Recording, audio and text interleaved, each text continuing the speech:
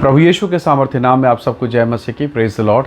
आइए आज के मनन के लिए हम परमेश्वर के वचन को निकालें। मेरे साथ उत्पत्ति की किताब अध्याय 22 और उसका वचन 2 निकालिएगा। यहाँ इस प्रकार से लिखा है, उसने कहा, अपने पुत्र को अर्थात अपने इकलौते पुत्र इसहाक को, जिससे तू प्रेम रखता है, संग लेकर मोरिया देश में चला जा और वहाँ उसको एक पहाड़ के ऊपर, जो मैं तुझे बताऊँगा, होम बलि करके चढ़ा। Praise the Lord, hallelujah. प्रभु के लोगों, इब्राहिम के जीवन में बहुत बड़ी परीक्षा आ गई। परमेश्वर के वचन में लिखा है, उसका इकलौता बेटा, जिसका नाम उसने इसहाक रखा। 75 साल में परमेश्वर ने उसे प्रतिज्ञा किया कि मैं तुझे एक सुंदर सा बेटा दूंगा, उसके द्वारा तेरा वंश चलेगा, एक जनरेशन चलेगा। और अब 100 साल हुआ, उसका बेटा हुआ। अब बेटा थोड़ा सा बड़ा हो गया है। लगभग आप अंदाज़ा लगा सकते हैं कि इब्राहिम 100 से भी अधिक उम्र का हो चुका है। और अब जब वो बेटे से उसका मोहब्बत हो गया, उससे प्रेम हो गया, मतलब अब तो वो बुढ़ापे का बेटा है, कलेजे का टुकड़ा है। परमेश्वर ने एक दिन उसे दर्शन देकर कहा, इब्राहिम, तू मेरा आज्ञाकारी है। ये बेटा जिसे मैंने तुझे दिया, जिसे तू बहुत मोहब्बत करता है, बहुत प्यार करता है, उसको उस जगह पर लेकर जा जिसे मैं तुझे दिखाऊंगा और बलिदान कर। परमेश्वर के लोगों, आपको ये पूरी कहानी, ये पूरी घटना याद है, आपको मालूम है। इब्राहिम गया और परमेश्वर की महिमा वहाँ हुई। अद्भुत रीति से परमेश्वर ने उस स्थान पर कार्य किया और इब्राहिम ने कहा, मेरा परमेश्वर यहोवा ईरे है। हालेलुया। पर आज जिस विषय पर हम मनन करें उसे ज़रा ध्यान से समझिएगा। परमेश्वर के लोगों, जब इब्राहिम पहाड़ पर गया अपने बेटे को लेकर, तो ऐसा लिखा है, सेवक लोग उस वेदी के स्थान, उस बलिदान के स्थान में दूर खड़े थे, उनको पीछे नीचे ही रख दिया गया। और अब ये बूढ़ा पिता है, जिसका हाथ पैर शायद थरथरा रहा हो, कपकपी हो, या वो मजबूत हाथ ना हो। अब इसहाक को पता है, अभी तक इसहाक का हाथ बांधा नहीं गया था, उसके पैर बांधे नहीं गए, खुला है। और इसहाक को जब अब उसका पिताजी हाथ पैर को बांध के उसको लिटा रहा है, तो इसहाक अगर चाहता तो अपने पिता को धक्का दे के, क्योंकि अब तो उसके जान पर बात आई है, धक्का मुक्की दे के भाग जाता। पर इसहाक उस जीवित परमेश्वर को जानता था। वो स्वयं उस वेदी पर सो गया होगा। हालेलुया। कितना भयंकर ये चित्रण है। मानो आज्ञाकारी एक बूढ़े पिता ने कहा कि बेटा, परमेश्वर ने दर्शन देकर ऐसा ऐसा कहा, क्योंकि वो जब से वो बच्चा हो संभाला तब से उसको बता रहा है इब्राहिम कि तू आशीष का मूल है, तू जड़ है, तू स्रोत है, तेरे द्वारा जनरेशन आशीष पाएंगे। क्यों? क्योंकि मैंने जीवित परमेश्वर से आशीष के द्वारा तुझे पाया है। तो निसंदेह सारी बातों को उसने बताया होगा। और इसहाक परमेश्वर के वचन से, परमेश्वर के दर्शन से भरा हुआ है। और अब इसहाक को जब कहा गया कि बेटा, अब तुझे इस स्थान पर लेटना है, छुरी मैं चलाऊँगा और तेरी कुर्बानी मुझे देनी है। परमेश्वर के लोगों, मैं समझता हूँ, अगर इसहाक जिद्दी होता, आज्ञाकारी नहीं होता, अपने पिता को धक्का दे के उसी छुरी से, उसी चाकू से अपने पिता को घायल करके भाग जाता। पर मुझे ऐसा लगता है कि इसहाक बड़ी नम्रता के साथ उसने कहा, पिताजी बांध दीजिए। शायद उसने थोड़ा बहुत झटका वटका लगाया हो, धक्का मुक्की किया, शायद इस कारण भी उसने हाथ पैर बांधे होंगे, मुझे नहीं मालूम। पर कहीं ना कहीं उस बच्चे ने जाते समय पूछा कि पिताजी, छुरी है, लकड़ी है, आग है, सब कुछ है, मेमना कहाँ है? यानी वो जानता है आराधना में, वेदी में, बलिदान में क्या चाहिए। हालेलुया। परमेश्वर के लोगों, आज बहुत सारे परिवार, बहुत सारे घर दुखी हैं। पता है किस लिए? बच्चे आधीनता में नहीं हैं, बच्चे भक्ति के मार्ग में नहीं हैं। और ये गलती कहीं ना कहीं हमारी अपनी है। हमने अपने बच्चों को बहुत हायर एजुकेशन दिया, बहुत higher education, BTech, MTech, PhD, पता नहीं क्या क्या, किस किस स्थान तक पहुंचाए। और अच्छा था कि आपने उसे पहुंचाया, और ये करना भी चाहिए।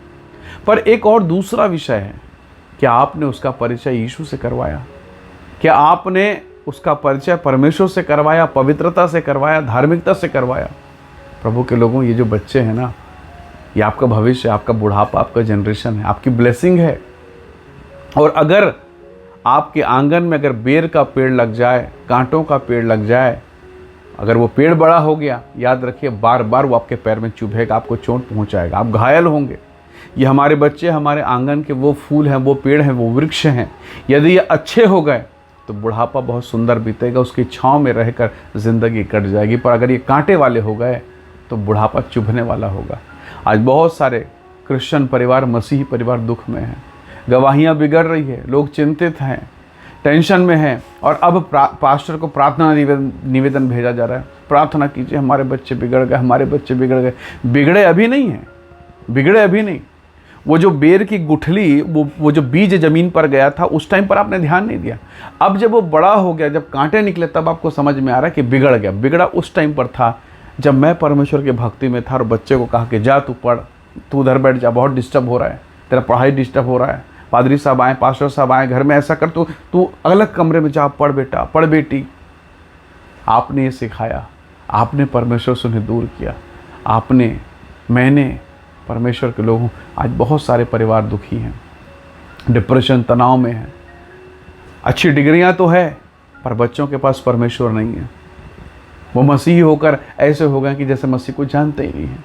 और अब उनके जीवन के कारण, उनके जीवन में, उनकी फैमिली लाइफ में, उनकी पत्नी, उनके बेटा, उनके घर परिवार में, आपके बच्चों के जीवन की बात मैं कर रहा हूँ, डिस्टर्बेंस है। और उनके कारण आज बहुतों का बुढ़ापा डिस्टर्बेंस में है। आज कलीसिया में जाना अच्छा नहीं लगता उन जवानों को, आज चर्च में आराधना करना अच्छा नहीं लगता। पता नहीं कितने समय हो गए कि घर के प्रार्थना सभा में जवान बैठे हैं, क्योंकि अब उनका कहना है कि मैं मीटिंग में बिजी हूँ, मेरी नौकरी है, मेरा काम है, मेरे पास बिल्कुल समय नहीं है। आप लोग बूढ़े हैं, आप मीटिंग में बैठिए, आप प्रार्थना में बैठे। परमेश्वर के लोगों, ये बहुत बड़ी पीड़ा है और समय रहते इसे अगर संभाला नहीं गया, इसे सुधारा नहीं गया तो बहुत तकलीफ हो जाएगी। धन्यवाद इब्राहिम का, उसने इसहाक को लिया, परमेश्वर की महिमा के लिए पहुंच गया। परमेश्वर के लोगों, आपको मालूम होगा कैसे अय्यूब सबसे पहले सवेरे उठता और अपने बच्चों, अपना बेटा, अपना बेटी के लिए परमेश्वर के चरणों पर आकर रोता था, बलिदान चढ़ाता था, कहीं इन्होंने कोई पाप तो नहीं किया हो। दाऊद कहता है अपने बच्चे को शिक्षा दे, अपने बच्चे को शिक्षा दे। परमेश्वर के लोगों, ये कितना अद्भुत है कि जो दाऊद परमेश्वर को देखता था, परमेश्वर के संगति में रहता था, आज देखिए उसका बेटा सुलेमान। ऐसा लिखा है 3 अध्याय राजा के किताब में, परमेश्वर ने उसे दर्शन दिया और ऐसी बुद्धि दी, ना उससे पहले कोई था ना उसके बाद कोई हुआ। परमेश्वर का अनुग्रह देखे, इतनी बुद्धि से उसे भरा, इतना अनुग्रह उसे दिया, उसके हाथ से परमेश्वर का मंदिर बना। परमेश्वर के बेटे और बेटियों, जितने लोग मुझे सुन रहे, मैं आपसे निवेदन कहूँ या सवाल कहूँ या प्रश्न कहूँ या सुझाव कहूँ, हमको अपने घर पर देखना आवश्यक है।